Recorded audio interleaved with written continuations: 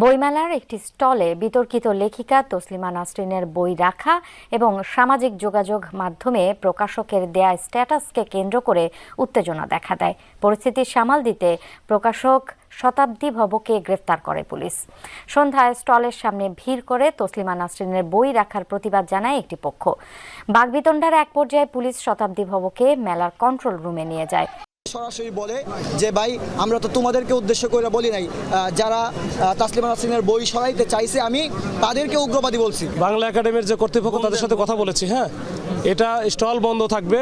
2 নম্বর তার বিরুদ্ধে যে অভিযোগ আছে তাকে আমরা এখন গ্রেপ্তার করতেছি, নিয়ে যাব থানায় নিয়ে যাব।